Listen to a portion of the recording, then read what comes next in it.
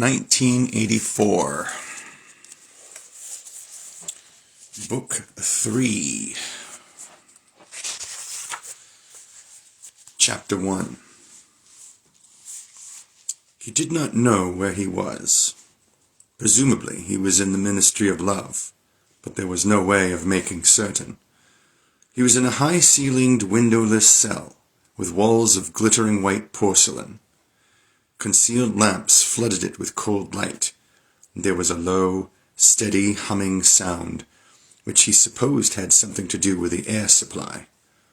A bench or shelf, just wide enough to sit on, ran round the wall, broken only by the door and, at the end opposite the door, a lavatory pan with no wooden seat. There were 4 telescreens, one in each wall. There was a dull aching in his belly.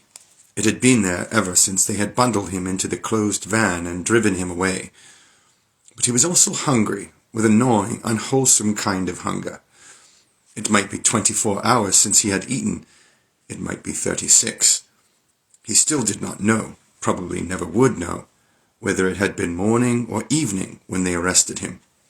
Since he was arrested, he had not been fed. He sat as still as he could on the narrow bench, with his hands crossed on his knee. He had already learned to sit still. If you made unexpected movements, they yelled at you from the telescreen. But the craving for food was growing upon him. What he longed for, above all, was a piece of bread. He had an idea that there were a few breadcrumbs in the pocket of his overalls. It was even possible. He thought this because from time to time something seemed to tickle his leg, that there might be a sizable bit of crust there.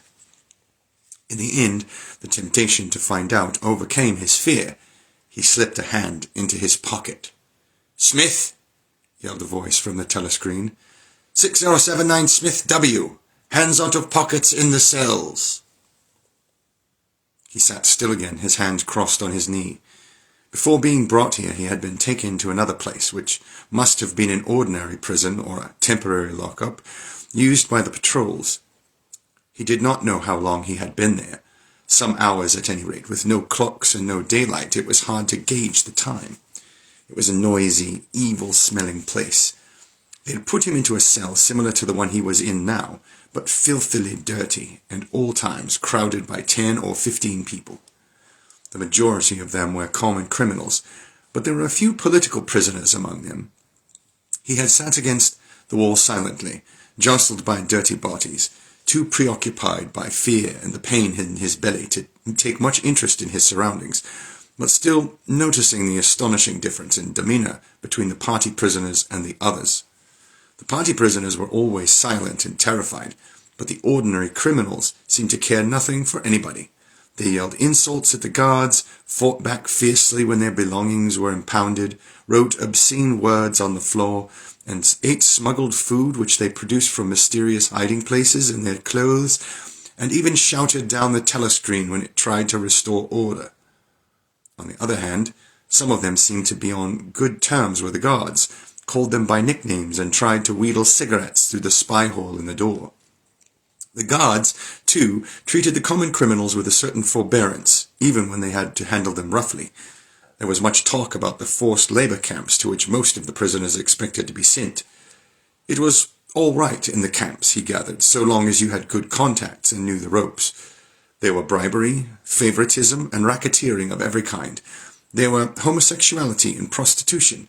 There was even illicit alcohol distilled from potatoes. The positions of trust were given only to the common criminals, especially the gangsters and the murderers, who formed a sort of aristocracy. All the dirty jobs were done by the politicals. There was a constant come and go of prisoners of every description: drug peddlers, thieves, bandits, black marketeers, drunks, prostitutes. Some of the drunks were so violent that the other prisoners had to combine to suppress them. An enormous wreck of a woman, aged about 60, with great tumbling breasts and thick coils of white hair, which had come down in her struggles, was carried in, kicking and shouting, by 4 guards who had hold of her, one at each corner. They wrenched off the boots with which she had been trying to kick them and dumped her down across Winston's lap, almost breaking his thigh bones. The woman hoisted herself upright and followed them out with a yell of, "Fuck you bastards!" Then, noticing that she was sitting on something uneven, she slid off Winston's knees onto the bench. "Beg pardon, dearie," she said. "Wouldn't have sat on you only the buggers put me there. They don't know how to treat a lady, do they?" She paused, patted her breast, and belched. "Pardon," she said. "I ain't quite myself." She leaned forward and vomited copiously on the floor. "That's better," she said, leaning back with closed eyes. "Never keep it down, that's what I say. Get it up while it's fresh on your stomach like." She revived, turned to have another look at Winston, and seemed immediately to take a fancy to him. She put a vast arm around his shoulder and drew him toward her, breathing beer and vomit into his face. "What's your name, dearie?" she said. "Smith," said Winston. "Smith?" asked the woman. "That's funny. My name's Smith too. Why," she added semantically, "I might be your mother." She might, thought Winston, be his mother. She was about the right age and physique, and it was probable that people changed somewhat after 20 years in a forced labor camp. No one else had spoken to him. To a surprising extent, the ordinary criminals ignored the party prisoners. The polits, they called them, with a sort of uninterested contempt. The party prisoners seemed terrified of speaking to anybody, and above all speaking to one another. Only once, when two party members, both women, were pressed close together on the bench, he overheard, amid the din of voices, a few hurriedly whispered words, and in particular a reference to something called Room 101, which he did not understand. It might be 2 or 3 hours ago that they had brought him here. The dull pain in his belly never went away, but sometimes it grew better and sometimes worse, and his thoughts expanded or contracted accordingly. When it grew worse, he only thought of the pain itself, and of his desire for food. When it grew better, panic took hold of him.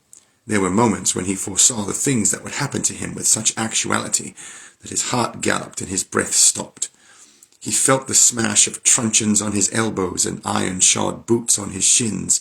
He saw himself grovelling on the floor, screaming for mercy through broken teeth. He hardly thought of Julia. He could not fix his mind on her. He loved her and would not betray her, but that was only a fact, known as he knew the rules of arithmetic.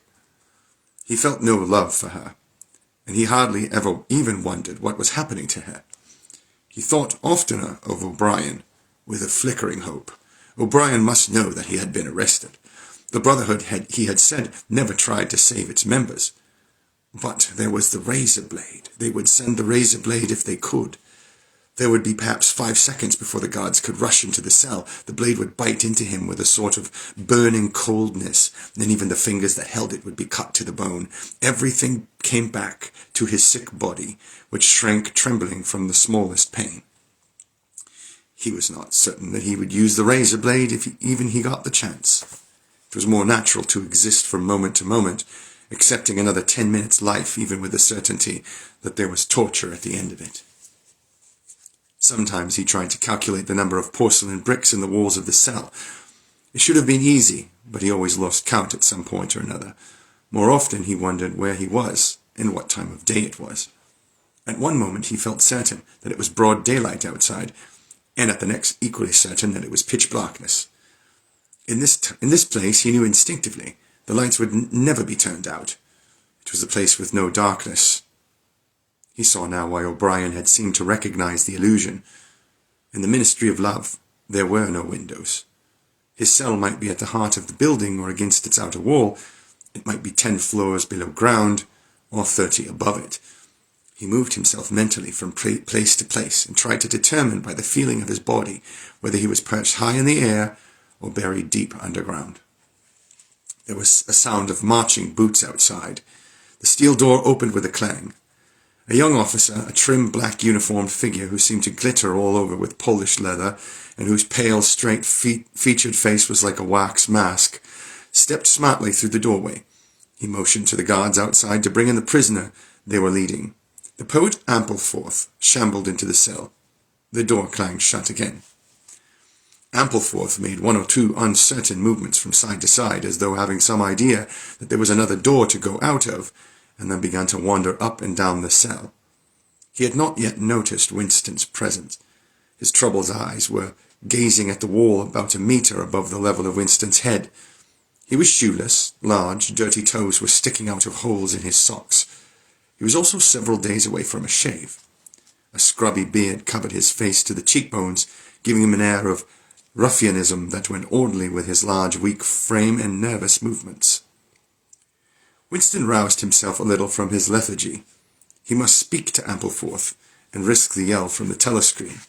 It was even conceivable that Ampleforth was the bearer of the razor blade. "Ampleforth," he said. There was no yell from the telescreen. Ampleforth paused, mildly startled. His eyes focused themselves slowly on Winston. "Ah, Smith," he said. "You too. What are you in for?" "To tell you the truth." He sat down awkwardly on the bench opposite Winston. "There is only one offence, is there not?" he said. "And have you committed it?" "Apparently I have." He put a hand to his forehead and pressed his temples for a moment, as though trying to remember something. "These things happen," he began vaguely. "I've been able to recall one instance, a possible instance. It was an indiscretion, undoubtedly. We were producing a definitive edition of the poems of Kipling. I allowed the word God to remain at the end of a line. I could not help it," he added almost indignantly, raising his face to look at Winston. "It was impossible to change the line. The rhyme was rod. Do you realize that there are only 12 rhymes to rod in the entire language? For days I had racked my brains. There was no other rhyme." The expression on his face changed. The annoyance passed out of it, and for a moment he looked almost pleased. A sort of intellectual warmth, the joy of the pedant who has found out some useless fact, shone through the dirt and scrubby hair.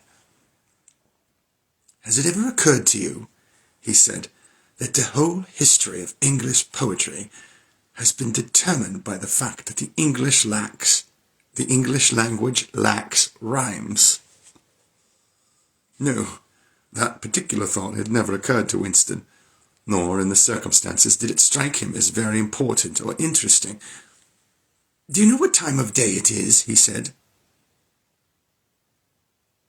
No, it's from Winston. "Do you know what time of day it is?" he said. Ampleforth looked startled again. "I'd hardly thought about it. They arrested me. It could be 2 days ago, perhaps 3. His eyes flitted round the walls as if he half expected to find a window somewhere. "There is no difference between night and day in this place. I do not see how one can calculate the time." They talked desultorily for some minutes, then, without apparent reason, a yell from the telescreen bade them to be silent. Winston sat quietly, his hands crossed. Ampleforth, too large to sit in comfort on the narrow bench, fidgeted from side to side, clasping his lank hands first round one knee, then round the other. The telescreen barked at him to keep still. Time passed. 20 minutes, an hour. It was difficult to judge. Once more there was a sound of boots outside. Winston's entrails contracted.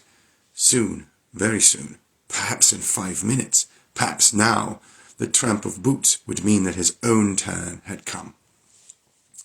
The door opened. The cold-faced young officer stepped into the cell.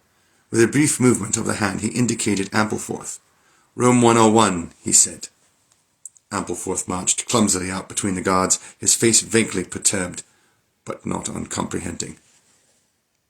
What seemed like a long time passed. The pain in Winston's belly had revived. His mind sagged round and round on the same track, like a ball falling again and again in the same series of slots. He had only 6 thoughts: the pain in his belly, a piece of bread, the blood, and the screaming. O'Brien, Julia, the razor blade. There was another spasm in his entrails. The heavy boots were approaching. As the door opened, the wave of air that it created brought in a powerful smell of cold sweat. Parsons walked into the cell. He was wearing khaki shorts and a sports shirt. This time Winston was startled into self-forgetfulness. "You here?" he said. Parsons gave Winston a glance in which there was neither interest nor surprise, but only misery. He began walking jerkily up and down, evidently unable to keep still. Each time he straightened his pudgy knees, it was apparent that they were trembling. His eyes had a wide-open, staring look, as though he could not prevent himself from gazing at something in the middle distance. "What are you in for?" said Winston. "Thought crime," said Parsons, almost blubbering. The tone of his voice implied at once a complete admission of his guilt and a sort of incredulous horror that such a word could be applied to himself. He paused opposite Winston and began eagerly appealing to him. "You don't think they'll shoot me, do you, old chap? They don't shoot you if you haven't actually done anything, only thoughts, which you can't help. I know they give you a fair hearing. Oh, I trust them for that. They'll know my record, won't they? You know what kind of chap I was. Not a bad chap in my way, not brainy, of course, but keen. I tried to do my best for the party, didn't I? I'd get off with 5 years, don't you think? Or even 10 years. A chap like me could make himself pretty useful in the Labour camp. They wouldn't shoot me for going off the rails just once." "Are you guilty?" said Winston. "Of course I'm guilty," cried Parsons with a servile glance at the telescreen. "You don't think the party would arrest an innocent man, do you?" His frog-like face grew calmer, and even took on a slightly sanctimonious expression. "Thought crime is a dreadful thing, old man," he said sententiously. "It's insidious. It can get hold of you without your even knowing it. Do you know how it got hold of me? In my sleep. Yes, that's a fact. I was there. There I was, working away, trying to do my bit. Never knew I had any bad stuff in my mind at all. And then I started talking in my sleep. Do you know what they heard me saying?" He sank his voice like someone who is obliged for medical reasons to utter an obscenity. "Down with Big Brother. Yes, I said that. Said it over and over again, it seems.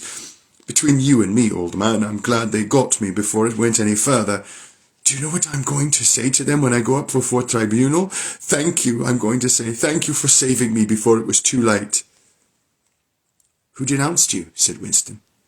"It was my little daughter," said Parsons, with a sort of doleful pride. "She listened at the keyhole, heard what I was saying, and nipped off to the patrols the very next day. Pretty smart for a nipper of 7, eh? I don't bear her any grudge for it. In fact, I'm proud of her. It shows I brought her up in the right spirit, anyway." He made a few more jerky movements up and down, several times casting a longing glance at the lavatory pan. Then he suddenly ripped down his shorts. "Excuse me, old man," he said. "I can't help it. It's the waiting." He plumped his large posterior into the lavatory pan. Winston covered his face with his hands. "Smith," yelled the voice from the telescreen. 6079 Smith W. Uncover your face. No faces covered in the cells. Winston uncovered his face. Parsons used the lavatory, loudly and abundantly. It then turned out that the plug was defective and the cell stank abominably for hours afterward. Parsons was removed. More prisoners came and went mysteriously. One, a woman, was consigned to room 101, and Winston noticed, seemed to shrivel and turn a different colour when she heard the words. A time came, if it had been morning when he was brought here, it would be afternoon, or if it had been afternoon, it would be midnight. There were 6 prisoners in the cell, all men and women. All sat very still. Opposite Winston there sat a man with a chinless, toothy face, exactly like that of some large, harmless rodent. His fat, mottled cheeks were so pouched at the bottom that it was difficult not to believe that he had little stores of food tucked away there. His pale grey eyes flitted timorously from face to face, and turned quickly away again when he caught anyone's eye. The door opened and another prisoner was brought in whose appearance sent a momentary chill through Winston. It was a commonplace, mean-looking man who might have been an engineer or technician of some kind. But what was startling was the emaciation of his face. It was like a skull. Because of its thinness, the mouth and eyes looked disproportionately large, and the eyes seemed filled with a murderous, unappeasable hatred of somebody or something. The man sat down on the bench at a little distance from Winston. Winston did not look at him again, but the tormented, skull-like face was as vivid in his mind as though it had been straight in front of his eyes. Suddenly he realized what was the matter. The man was dying of starvation. The same thought seemed to occur almost simultaneously to everyone in the cell. There was a very faint stirring all the way round the bench. The eyes of the chinless man kept flitting toward the skull-faced man, then turning guiltily away, then being dragged back by an irresistible attraction. Presently he began to fidget on his seat. At last he stood up, waddled clumsily across the cell, dug down into the pocket of his overalls, and with an abashed air held out a grimy piece of bread to the skull-faced man. There was a furious, deafening roar from the telescreen. The chinless man jumped in his tracks. The skull-faced man had quickly thrust his hands behind his back as though demonstrating to all the world that he refused the gift. "Bumstead!" roared the voice. "2713 Bumstead J. Let fall that piece of bread." The chinless man dropped the piece of bread on the floor. "Remain standing where you are," said the voice. "Face the door. Make no movement." The chinless man obeyed. His large, pouchy cheeks were quivering uncontrollably. The door clanged open. As the young officer entered and stepped aside, there emerged from behind him a short, stumpy guard with enormous arms and shoulders. He took his stand opposite the chinless man, and then, at a signal from the officer, let free a frightful blow, with all the weight of his body behind it, full in the chinless man's mouth. The force of it seemed to almost knock him clear off the floor. His body was flung across the cell and fetched up against the base of the lavatory seat. For a moment he lay as though stunned, with dark blood oozing from his mouth and nose. A very faint whimpering or squeaking, which seemed unconscious, came out of him. Then he rolled over and raised himself unsteadily on hands and knees. Amid a stream of blood and saliva, the two halves of a dental plate fell out of his mouth. The prisoners sat very still, their hands crossed on their knees. The chinless man climbed back into his place. Down one side of his face the flesh was darkening. His mouth had swollen into a shapeless, cherry-coloured mass, with a black hole in the middle of it. From time to time, a little blood dripped onto the breast of his overalls. His grey eyes still flitted from face to face, more guiltily than ever, as though he were trying to discover how much the others despised him for his humiliation. The door opened. With a small gesture, the officer indicated the skull-faced man. "Room 101, he said.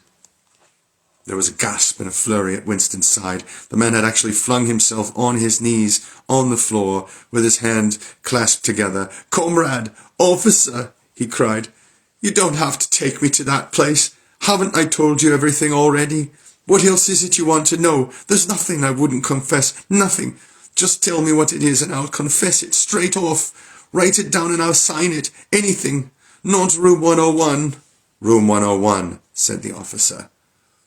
The man's face, already very pale, turned a colour Winston would not have believed possible. It was definitely, unmistakably, a shade of green. "Do anything to me," he yelled. "You've been starving me for weeks. Finish it off and let me die. Shoot me. Hang me. Sentence me to 25 years. Is there somebody else you want me to give away? Just say who it is and I'll tell you anything you want. I don't care who it is or what you do to them. I've got a wife and 3 children. The biggest of them isn't 6 years old. You can take the whole lot of them and cut their throats in front of my eyes and I'll stand by and watch it. But not room 101. "Room 101, said the officer.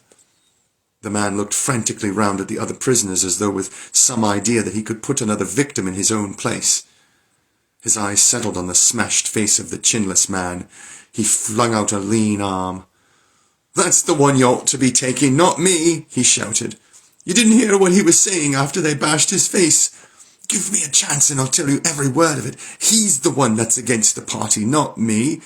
The guard stepped forward. The man's voice rose to a shriek. "You didn't hear him," he repeated. "Something went wrong with the telescreen. He's the one you want. Take him, not me." The 2 sturdy guards had stooped to take him by the arms, but just at this moment he flung himself across the floor of the cell and grabbed one of the iron legs that supported the bench. He had set up a wordless howling like an animal. The guards took hold of him to wrench him loose, but he clung on with astonishing strength. For perhaps 20 seconds they were hauling at him. The prisoners sat quiet, their hands crossed on their knees, looking straight in front of them. The howling stopped. The man had no breath left for anything except hanging on. Then there was a different kind of cry. A kick from a guard's boot had broken the fingers of one of his hands. They dragged him to his feet. "Room 101, said the officer. The man was led out, walking unsteadily, with head sunken, nursing his crushed hand, all the fight gone out of him. A long time passed. If it had been midnight when the skull-faced man was taken away, it was morning. If morning, it was afternoon. Winston was alone, and had been alone for hours. The pain of sitting on the narrow bench was such that often he got up and walked about, unreproved by the telescreen. The piece of bread still lay where the chinless man had dropped it. At the beginning it needed a hard effort not to look at it, but presently hunger gave way to thirst. His mouth was sticky and evil-tasting. The humming sound and the unvarying white light induced a sort of faintness, an empty feeling inside his head. He would get up because the ache in his bones was no longer bearable, and then would sit down again almost at once because he was too dizzy to make sure of staying on his feet. Whenever his physical sensations were little under control, the terror returned. Sometimes with a fading hope, he thought of O'Brien and the razor blade. It was thinkable that the razor blade might arrive concealed in his food, if he were ever fed. More dimly he thought of Julia. Somewhere or other she was suffering, perhaps far worse than he. She might be screaming with pain at this very moment. He thought, if I could save Julia by doubling my own pain, would I do it? Yes, I would. But that was merely an intellectual decision taken because he knew that he ought to take it. He did not feel it. In this place you could not feel anything except pain and the foreknowledge of pain. Besides, was it possible when you were actually suffering it to wish for any reason whatever that your own pain should increase? But that question was not answerable yet. The boots were approaching again. The door opened. O'Brien came in. Winston started to his feet. The shock of the sight had driven all caution out of him. For the first time in many years he forgot the presence of the telescreen. "They got you too," he cried. "They got me a long time ago," said O'Brien with a mild, almost regretful irony. He stepped aside. From behind him there emerged a broad-chested guard with a long black truncheon in his hand. "You knew this, Winston," said O'Brien. "Don't deceive yourself. You did know it. You have always known it." Yes, he said now, he had always known it. But there was no time to think of that. All he had eyes for was the truncheon in the guard's hand. It might fall anywhere, on the crown, on the tip of the ear, on the upper arm, on the elbow. The elbow! He had slumped to his knees, almost paralyzed, clasping the stricken elbow with his other hand. Everything had exploded into yellow light. Inconceivable, inconceivable that one blow could cause such pain. The light cleared and he could see the other two looking down on him. The guard was laughing at his contortions. One question, at any rate, was answered. Never, for any reason on earth, could you wish for an increase of pain. Of pain you could wish only one thing, that it should stop. Nothing in the world was so bad as physical pain. In the face of pain there are no heroes. No heroes, he thought over and over as he writhed on the floor, clutching uselessly at his disabled left arm. Chapter 2. He was lying on something that felt like a camp bed, except that it was higher off the ground and that he was fixed down in some way so that he could not move. Light that seemed stronger than usual was falling on his face. O'Brien was standing at his side, looking down at him intently. At the other side of him stood a man in a white coat, holding a hypodermic syringe. Even after his eyes were open, he took in his surroundings, only gradually. He had the impression of swimming up into this room for some quite different world, a sort of underwater world far beneath it. How long he had been down there, he did not know. Since the moment when they arrested him, he had not seen darkness or daylight. Besides, his memories were not continuous. There had been times when conscious, even the sort of consciousness that one has in sleep, had stopped dead and started again after a blank interval. But whether the intervals were of days or weeks or only seconds, there was no way of knowing. With that first blow on the elbow, the nightmare had started. Later he was to realize that all that then happened was merely a preliminary, a routine interrogation to which nearly all prisoners were subjected. There was a long range of crimes, espionage, sabotage, and the like, to which everyone had to confess as a matter of course. The confession was a formality, though the torture was real. How many times had he been beaten? How long the beatings had continued? He could not remember. Always there were 5 or 6 men in black uniforms at him simultaneously. Sometimes it was fists, sometimes it was truncheons, sometimes it was steel rods, sometimes it was boots. There were times when he rolled about on the floor as shameless as an animal, writhing his body this way and that in an endless, hopeless effort to dodge the kicks, and simply inviting more and yet more kicks, in his ribs, in his belly, on his elbows, on his shins, in his groin, in his testicles, on the bone at the base of his spine. There were times when it went on until the cruel, wicked, unforgivable thing seemed to him not that the guards continued to beat him, but that he could not force himself into losing consciousness. There were times when his nerves so forsook him that he began shouting for mercy even before the beating began, when the mere sight of a fist drawn back for a blow was enough to make him pour forth a confession of real and imaginary crimes. There were other times when he started out with the resolve of confessing nothing, when every word had to be forced out of him between gasps of pain, and there were times when he feebly tried to compromise, when he said to himself, "I will confess, but not yet. I must hold out till the pain becomes unbearable. 3 more kicks, 2 more kicks, and then I will tell them what they want." Sometimes he was beaten till he could hardly stand, then flung like a sack of potatoes onto the stone floor of a cell, left to recuperate for a few hours, and then taken out and beaten again. There were also longer periods of recovery.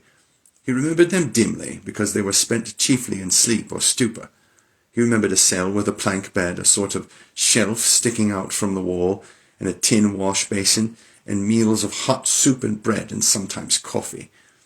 He remembered a surly barber arriving to scrape his chin and crop his hair, and businesslike, unsympathetic men in white coats, feeling his pulse, tapping his reflexes, turning up his eyelids, running harsh fingers over him in search of broken bones, and shooting needles into his arm to make him sleep. The beatings grew less frequent, and became mainly a threat, a horror to which he could be sent back at any moment when his answers were unsatisfactory. His questioners now were not ruffians in black uniforms, but party intellectuals, little rotund men with quick movements and flashing spectacles, who worked on him in relays over periods which lasted, he thought, he could not be sure, 10 to 12 hours at a stretch. These other questioners saw to it that he was in constant slight pain, but it was not chiefly pain that they relied on. They slapped his face, wrung his ears, pulled his hair, made him stand on one leg, refused him leave to urinate, shone glaring lights in his face until his eyes ran with water, but the aim of this was simply to humiliate him and destroy his power of arguing and reasoning. The real weapon was the merciless questioning that went on, hour after hour, tripping him up, laying traps for him, twisting everything that he said, convicting him at every step of lies and self-contradiction, until he began weeping as much from shame as from nervous fatigue. Sometimes he would weep 6 times in a single session. Most of the time they screamed abuse at him and threatened every hesitation to deliver him over to the guards again, but sometimes they would suddenly change their tune, call him comrade, appeal to him in the name of Ingsoc and Big Brother, and ask him sorrowfully whether even now he had not enough loyalty to the party left to make him wish to undo the evil he had done. When his nerves were in rags after hours of questioning, even this appeal could reduce him to snivelling tears. In the end, the nagging voices broke him down more completely than the boots and fists of the guards. He became simply a mouth that uttered, a hand that signed whatever was demanded of him. His sole concern was to find out what they wanted him to confess, and then confess it, quickly, before the bullying started anew. He confessed to the assassination of eminent party members, the distribution of seditious pamphlets, embezzlement of public funds, sale of military secrets, sabotage of every kind. He confessed that he had been a spy in the pay of the East Asian government as far back as 1968. He confessed that he was a religious believer, an admirer of capitalism, and a sexual pervert. He confessed that he had murdered his wife, although he knew, and his questioners must have known, that his wife was still alive. He confessed that 4 years he had been in personal touch with Goldstein and had been a member of an underground organization which had included almost every human being he had ever known. It was easier to confess everything and implicate everybody. Besides, in a sense, it was all true. It was true that he had been the enemy of the party, and in the eyes of the party there was no distinction between the thought and the deed. There were also memories of another kind. They stood out in his mind disconnectedly, like pictures with blackness all round them. He was in a cell which might have been either dark or light, because he could see nothing except a pair of eyes. Near at hand, some kind of instrument was ticking slowly and regularly. The eyes grew larger and more luminous. Suddenly he floated out of his seat, dived into the eyes, and was swallowed up. He was strapped into a chair, surrounded by dials, under dazzling lights. A man in a white coat was reading the dials. There was a tramp of heavy boots outside. The door clanged open. The waxen-faced officer marched in, followed by 2 guards. "Room 101, said the officer. The man in the white coat did not turn round. He did not look at Winston either. He was looking only at the dials. He was rolling down a mighty corridor, a kilometre wide, full of glorious golden light, roaring with laughter and shouting out confessions at the top of his voice. He was confessing everything, even the things he had succeeded in holding back under the torture. He was relating the entire history of his life to an audience who knew it already. With him were the guards, the other questioners, the men in white coats, O'Brien, Julia, Mr. Charrington, all rolling down the corridor together and shouting with laughter. Some dreadful thing which had lain embedded in the future had somehow been skipped over and had not happened. Everything was all right. There was no more pain. The last detail of his life was laid bare, understood, forgiven.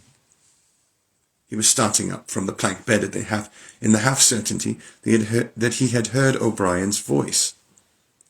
All through his interrogation, although he had never seen him, he had the feeling that O'Brien was at his elbow, just out of sight. It was O'Brien who was directing everything. It was he who set the guards onto Winston and who prevented them from killing him. It was he who decided when Winston should scream with pain, when he should have a respite, when he should be fed, when he should sleep, when the drugs should be pumped into his arm. It was he who asked the questions and suggested the answers.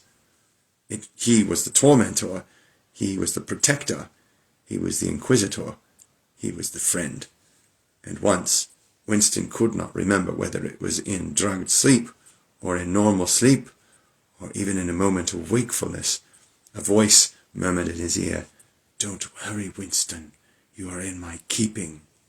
For 7 years I have watched over you. Now the turning point has come. I shall save you. I shall make you perfect." He was not sure whether it was O'Brien's voice, but it was the same voice that had said to him, "We shall meet in the place where there is no darkness," in that other dream, 7 years ago. He did not remember any ending to his interrogation. There was a period of blackness, and then the cell or room in which he now was had gradually materialized around him. He was almost flat on his back and unable to move. His body was held down at every essential point. Even the back of his head was gripped in some manner. O'Brien was looking down at him gravely and rather sadly. His face, seen from below, looked coarse and worn, with pouches under the eyes and tired lines from nose to chin. He was older than Winston had thought him. He was perhaps 48 or 50. Under his hand there was a dial with a lever on top and figures running round the face. "I told you," said O'Brien, "that if we met again it would be here." "Yes," said Winston. Without any warning, except a slight movement of O'Brien's hand, a wave of pain flooded his body. It was a frightening pain because he could not see what was happening, and he had the feeling that some mortal injury was being done to him. He did not know whether the thing was really happening, or whether the effect was electrically produced, but his body was being wrenched out of shape. The joints were being slowly torn apart. Although the pain had brought the sweat out on his forehead, the worst of all was the fear that his backbone was about to snap. He set his teeth and breathed hard through his nose, trying to keep silent as long as possible. "You are afraid," said O'Brien, watching his face, "that in another moment something is going to break. Your especial fear is that it will be your backbone. You have a vivid mental picture of the vertebrae snapping apart and the spinal fluid dripping out of them. Is that what you are thinking? Is it not, Winston?" Winston did not answer. O'Brien drew back the lever on the dial. The wave of pain receded almost as quickly as it had come. "That was 40, said O'Brien. "You can see that the numbers on this dial run up to 100. Will you please remember, throughout our conversation, that I have it in my power to inflict pain on you at any moment and to whatever degree I choose. If you tell me any lies or attempt to prevaricate in any way, or even fall below your usual level of intelligence, you will cry out with pain instantly. Do you understand that?" "Yes," said Winston. O'Brien's manner became less severe. He resettled his spectacles thoughtfully and took a pace or two up and down. When he spoke, his voice was gentle and patient. He had the air of a doctor.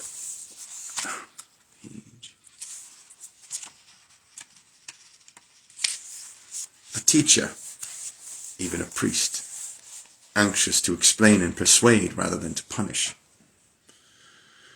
"I am taking trouble with you, Winston," he said, "because you are worth trouble. You know perfectly well what is the matter with you. You have known it for years, though you have fought against the knowledge.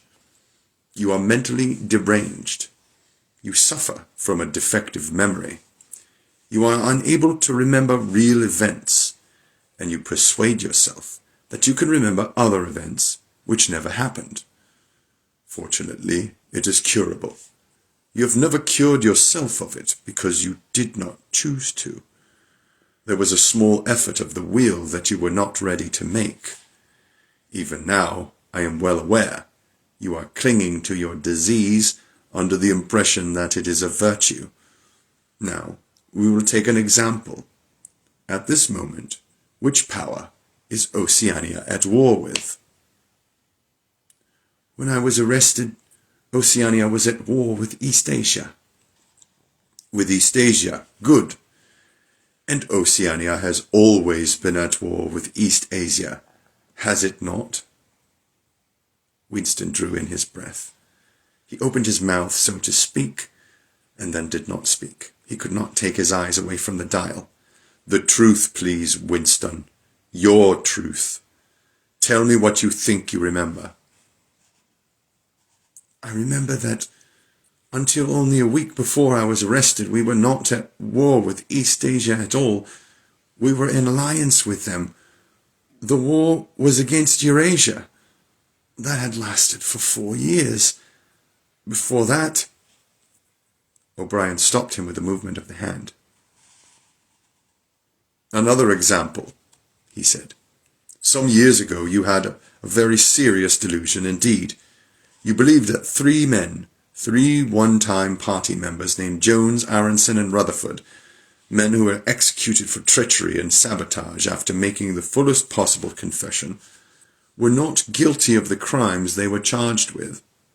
You believed that you had seen unmistakable documentary evidence proving that their confessions were false. There was a certain photograph about which you had a hallucination. You believed that you actually held it in your hands. It was a photograph something like this." An oblong slip of newspaper had appeared between O'Brien's fingers. For perhaps 5 seconds it was within the angle of Winston's vision. It was a photograph, and there was no question of its identity. It was the photograph. It was another copy of the photograph of Jones, Aronson, and Rutherford at the party function in New York, which he had chanced upon 11 years ago and promptly destroyed. For only an instant it was before his eyes, then it was out of sight again. But he had seen it. Unquestionably he had seen it. He made a desperate, agonizing effort to wrench the top half of his body free. It was impossible to move so much as a centimetre in any direction. For the moment he had even forgotten the dial. All he wanted was to hold the photograph in his fingers again, or at least to see it. "It exists!" he cried. "No," said O'Brien. He stepped across the room. There was a memory hole in the opposite wall. O'Brien lifted the grating. Unseen, the frail slip of paper was whirling away on the current of warm air. It was vanishing in a small flash of flame. O'Brien turned away from the wall. "Ashes," he said. "Not even identifiable ashes. Dust. It does not exist. It never existed." "But it did exist. It does exist. It exists in memory. I remember it. You remember it." "I do not remember it," said O'Brien. Winston's heart sank. That was doublethink. He had a feeling of deadly helplessness. If he could have been certain that O'Brien really was lying, it would not have seemed to matter.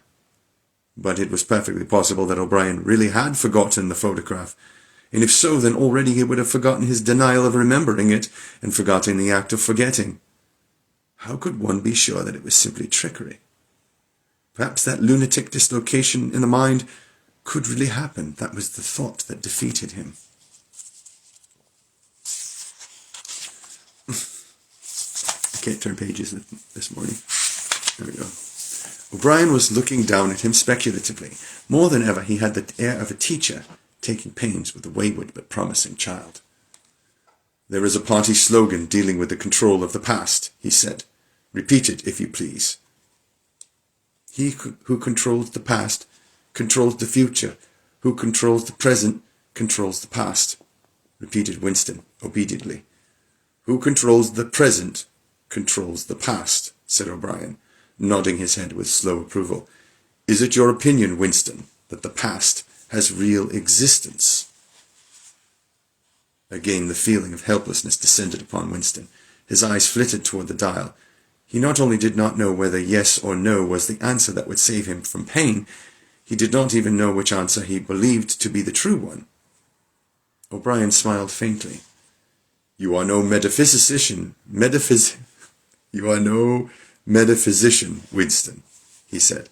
"Until this moment, you had never considered what is meant by existence. I will put it more precisely. Does the past exist concretely in space? Is there somewhere or other a place, a world of solid objects where the past is still happening?" "No." "Then where does the past exist, if at all?" "In records. It is written down." "In records and?" "In the mind. In human memories." "In memory. Very well then. We, the party, control all records, and we control all memories. Then we control the past, do we not?" "But how can you stop people remembering things?" cried Winston, again momentarily forgetting the dial. "It is involuntary. It is outside oneself. How can you control memory? You have not controlled mine." O'Brien's manner grew stern again. He laid his hand on the dial. "On the contrary," he said, "you have not controlled it. That is what has brought you here. You are here because you have failed in humility, in self-discipline. You would not make the act of submission in which is the price of sanity. You preferred to be a lunatic, a minority of one. Only the disciplined mind can see reality, Winston. You believe that reality is something objective, external, existing in its own right. You also believe that the nature of reality is self-evident. When you delude yourself into thinking that you see something, you assume that everyone else sees the same thing as you. But I tell you, Winston, that reality is not external. Reality exists in the human mind, and nowhere else. Not in the individual mind, which can make mistakes, and in any case soon perishes. Only in the mind of the party, which is collective and immortal. Whatever the party holds to be truth is truth. It is impossible to see reality except by looking through the eyes of the party. That is the fact that you have got to relearn, Winston. It needs an act of self-destruction, an effort of the will. You must humble yourself before you can become sane. He paused for a few moments as though to allow what he had been saying to sink in. Do you remember, he went on, writing in your diary, freedom is the freedom to say that 2 + 2 make 4? Yes, said Winston. O'Brien held up his left hand, its back toward Winston, with the thumb hidden and the 4 fingers extended. How many fingers am I holding up, Winston? 4. And if the party says that it is not 4, but 5, then how many? 4. The word ended in a gasp of pain. The needle of the dial had shot up to 55. The sweat had sprung out all over Winston's body. The air tore into his lungs and issued again in deep groans which even by clenching his teeth he could not stop. O'Brien watched him, the 4 fingers still extended. He drew back the lever. This time the pain was only slightly eased. How many fingers, Winston? 4. The needle went up to 60. How many fingers, Winston? 4. 4. What else can I say? 4. The needle must have risen again, but he did not look at it. The heavy, stern face and the 4 fingers filled his vision. The fingers stood up before his eyes like pillars, enormous, blurry, and seeming to vibrate, but unmistakably 4. How many fingers, Winston? 4. Stop it! Stop it! How can you go on? 4. 4. How many fingers, Winston? 5. 5. 5. No, Winston, that is no use. You are lying. You still think there are 4. How many fingers, please? 5. 4. 4. 5. Anything you like, only stop it. Stop the pain. Abruptly, he was sitting up with O'Brien's arm round his shoulders. He had perhaps lost consciousness for a few seconds. The bonds that had held his body down were loosened. He felt very cold. He was shaking uncontrollably. His teeth were chattering. The tears were rolling down his cheeks. For a moment he clung to O'Brien like a baby, curiously comforted by the heavy arm round his shoulders. He had the feeling that O'Brien was his protector, that the pain was something that came from outside, from some other source, and that it was O'Brien who would save him from it. You are a slow learner, Winston, said O'Brien gently. How can I help it? He blubbered. How can I help seeing what is in front of my eyes? 2 and 2 are 4. Sometimes, Winston. Sometimes they are 5. Sometimes they are 3. Sometimes they are all of them at once. You must try harder. It is not easy to become sane.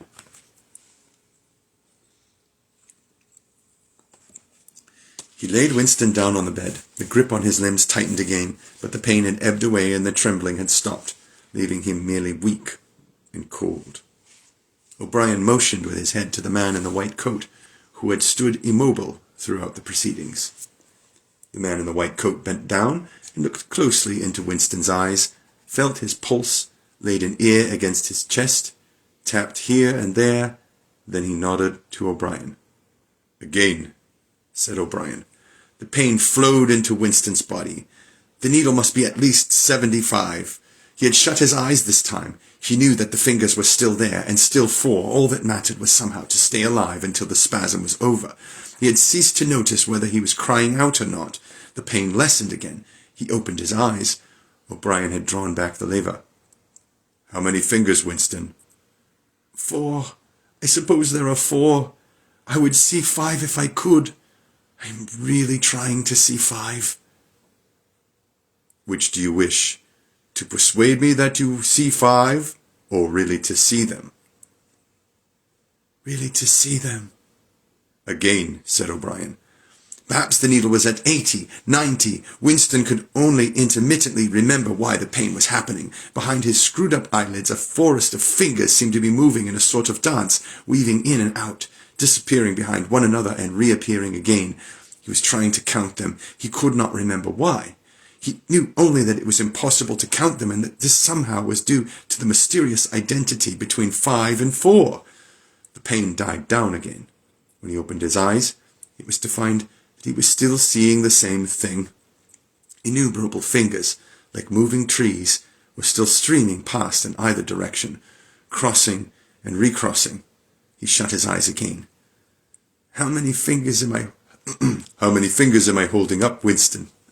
I don't know. You will kill me if you do that again. 4, 5, 6, in all honesty, I don't know. Better, said O'Brien. A needle slid into Winston's arm. Almost in the same instant, a blissful, healing warmth spread all through his body. The pain was already half forgotten. He opened his eyes and looked up gratefully at O'Brien, at the sight of the heavy, lined face, so ugly and so intelligent. His heart seemed to turn over. If he could have moved, he would have stretched out a hand and laid it on O'Brien's arm. He had never loved him so deeply as at this moment, and not merely because he had stopped the pain. The old feeling that at bottom it did not matter whether O'Brien was a friend or an enemy had come back. O'Brien was a person who could be talked to. Perhaps one did not want to be loved so much as understood. O'Brien had tortured him to the edge of lunacy, and in a little while it was certain he would send him to his death. It made no difference. In some sense that went deeper than friendship, they were intimates. Somewhere or other, although the actual words might never be spoken, there was a place where they could meet and talk. O'Brien was looking down at him with an expression which suggested that the same thought might be in his own mind. When he spoke, it was an easy, conversational tone. "Do you know where you are, Winston?" he said. "I don't know. I can guess. In the Ministry of Love." "Do you know how long you have been here?" "I don't know. Days, weeks, months. I think it is months." "And why do you imagine that we bring people to this place?" "To make them confess." "No, that is not the reason. Try again." "To punish them." "No!" exclaimed O'Brien. His voice had changed extraordinarily, and his face had become suddenly both stern and animated. "No, not merely to extract your confession, nor to punish you. Shall I tell you why we have brought you here? To cure you, to make you sane. Will you understand, Winston, that no one whom we bring to this place ever leaves our hands uncured? We are not interested in those stupid crimes you have committed. The party is not interested in the overt act. The thought is all we care about. We do not merely destroy our enemies, we change them. Do you understand what I mean by that?" He was bending over Winston. His face looked enormous because of its nearness, and hideously ugly because it was seen from below. Moreover, it was filled with a sort of exaltation, a lunatic intensity. Again Winston's heart shrank. If it had been possible, he would have cowered deeper into the bed. He felt certain that O'Brien was about to twist the dial out of sheer wantonness. At this moment, however, O'Brien turned away. He took a pace or two up and down. Then he continued less vehemently. "The first thing for you to understand is that in this place there are no martyrdoms. You have read of the religious persecutions of the past. In the Middle Ages there was the Inquisition. It was a failure. It set out to eradicate heresy and ended by perpetuating it. For every heretic it burned at the stake, thousands of others rose up. Why was that? Because the Inquisition killed its enemies in the open, and killed them while they were still unrepentant.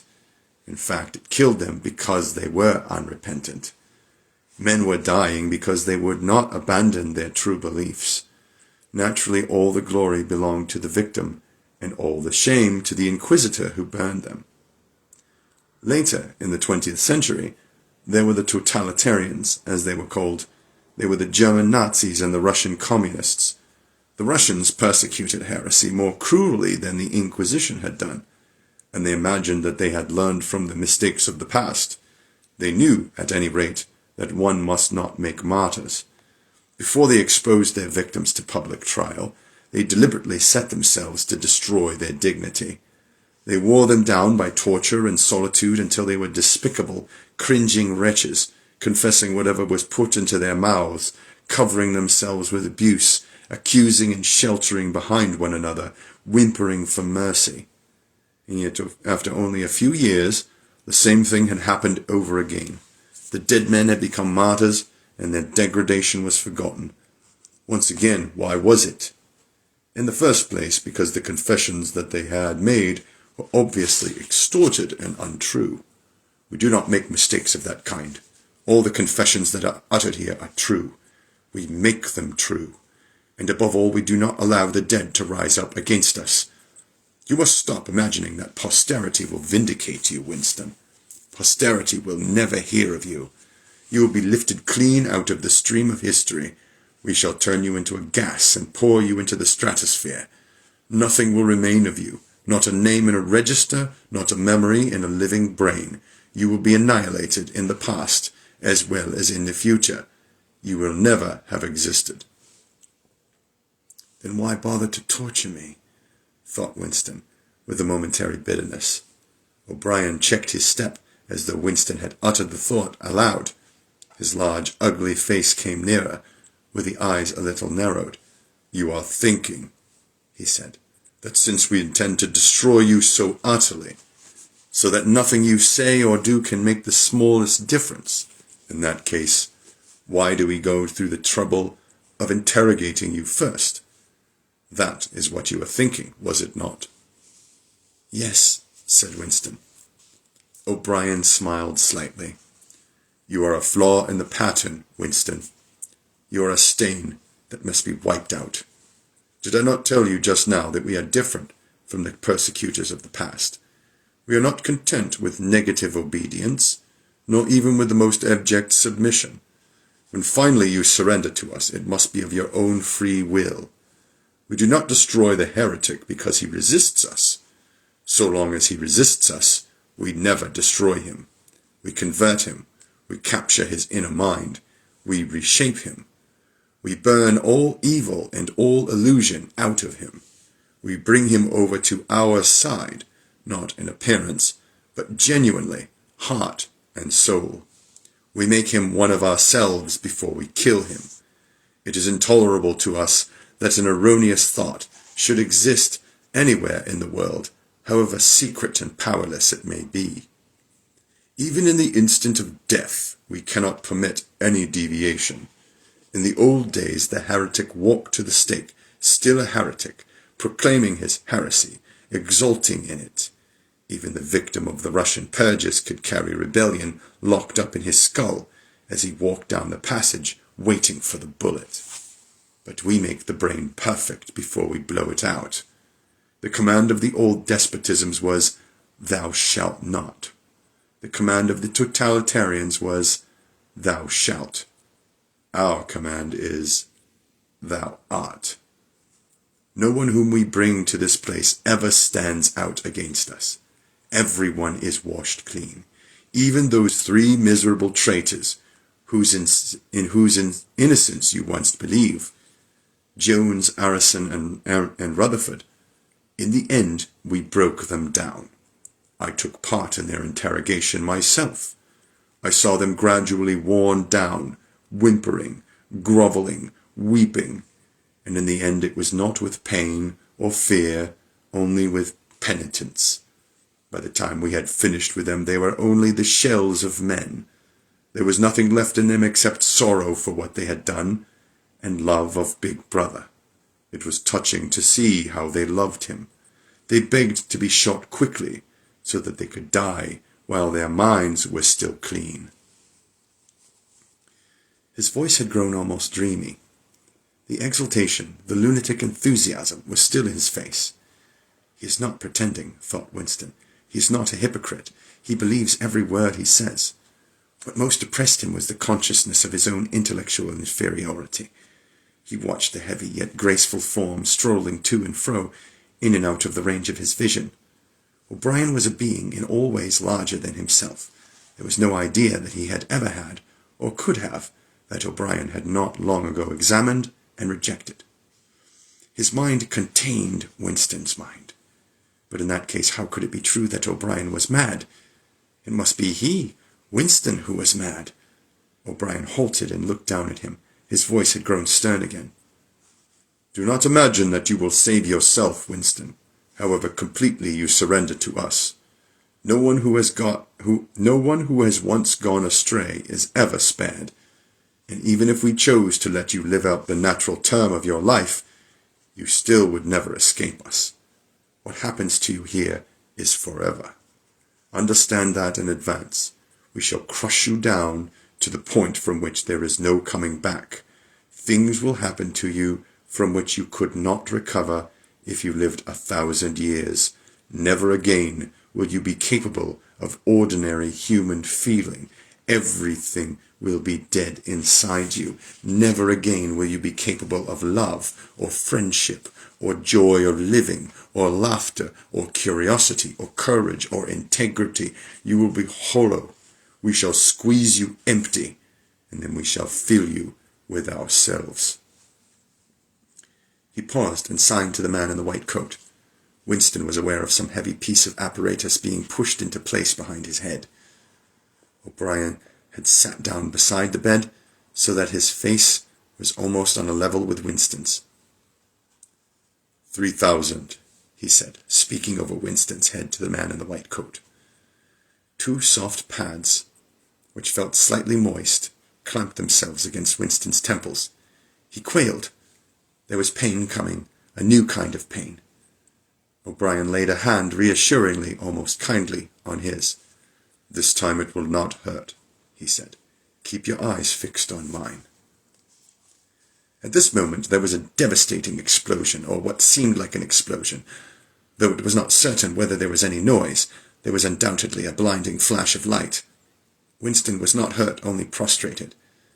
Though he had already been lying on his back when the thing happened, he had a curious feeling that he had been knocked into that position. A terrific, painless blow had flattened him out. Also, something had happened inside his head. As his eyes regained their focus, he remembered who he was and where he was, and recognized the face that was gazing into his own, but somewhere or other there was a large patch of emptiness, as though a piece had been taken out of his brain. "It will not last," said O'Brien. "Look me in the eyes. What country is Oceania at war with?" Winston thought. He knew what was meant by Oceania, and that he himself was a citizen of Oceania.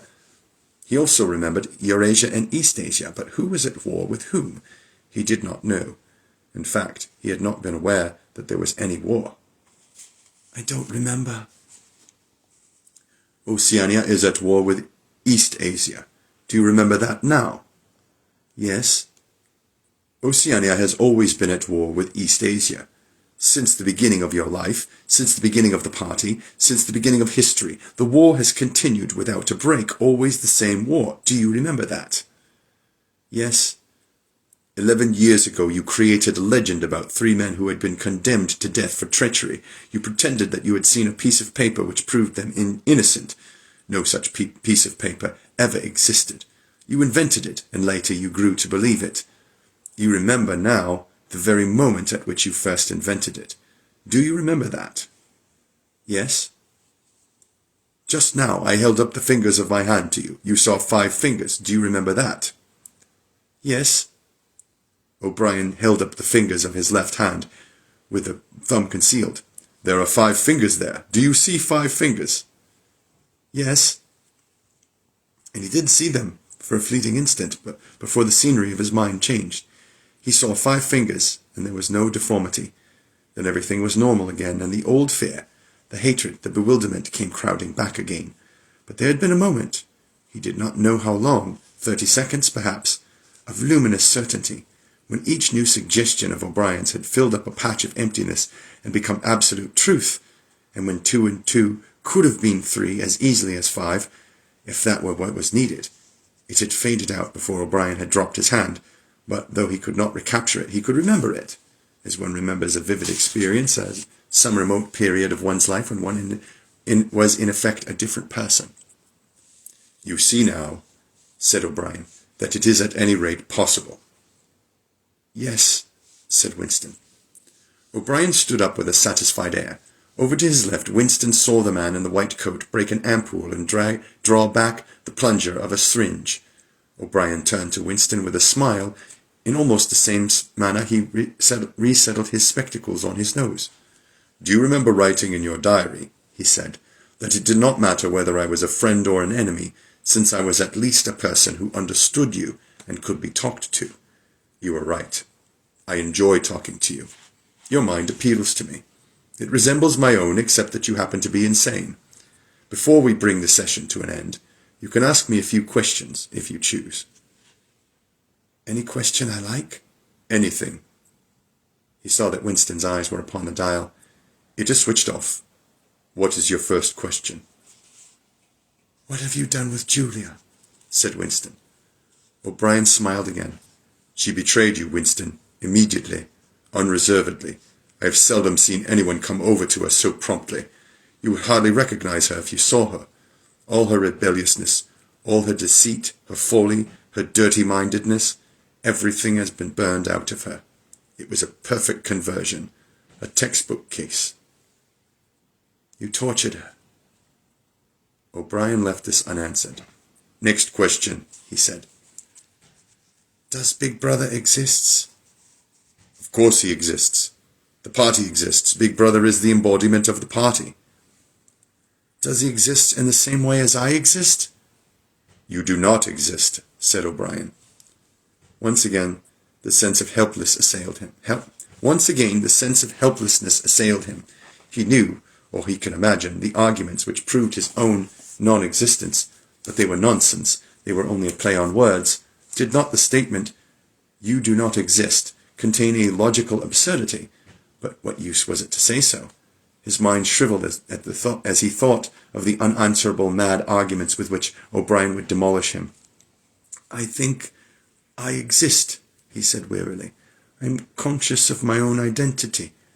I was born, and I shall die. I have arms and legs. I occupy a particular point in space. No other solid object can occupy the same point simultaneously. In that sense, does Big Brother exist? It is of no importance. He exists. Will Big Brother ever die? Of course not. How could he die? Next question. Does the Brotherhood exist? That, Winston, you will never know. If we choose to set you free when we have finished with you, and if you live to be 90 years old, still you will never learn whether the answer to that question is yes or no, and as long as you live, it will be an unsolved riddle in your mind. Winston lay silent. His breast rose and fell a little faster. He had not asked the question that had come to his mind the first. He had got to ask it, and yet it was though his tongue would not utter it. There was a trace of amusement to O'Brien's face. Even his spectacles seemed to wear an ironical gleam. He knows, thought Winston suddenly, he knows what I am going to ask. At the thought, the words burst out of him. What is in room 101? The expression on O'Brien's face did not change. He answered dryly. You know what is in room 101, Winston. Everyone knows what is in room 101. He raised a finger to the man in the white coat. Evidently, the session was at an end. A needle jerked into Winston's arm. He sank almost instantly into deep sleep.